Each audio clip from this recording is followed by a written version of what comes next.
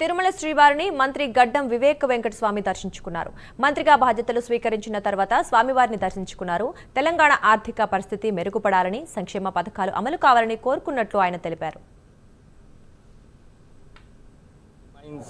మంత్రి పదవి తీసుకున్న తర్వాత తిరుమల రావడం జరిగింది. ఫ్యామిలీతోని వెంకటేశ్వర స్వామి దీవెనార్థులు తీసుకున్న తర్వాత ఇదే మొక్కడం జరిగింది. తెలంగాణ ఆర్థిక పరిస్థితి మంచిగా కావాలి, గ్యారంటీ స్కీమ్స్ ఏదైతే రాష్ట్ర ప్రభుత్వం అనౌన్స్ చేసిందో అన్నీ కూడా సరిగా ఇంప్లిమెంట్ కావాలి. ప్రత్యేకంగా ప్రజలందరూ కూడా ఇందిరమ్మ ఇల్లుల గురించి ఆలోచిస్తున్నారు. వాళ్ళందరికీ కూడా ఇల్లులు కట్టిస్తే 12 సంవత్సరాల కళ ఏదైతే తెలంగాణ ప్రజలకు ఉండినో అది పూర్తిగా అవుతుంది.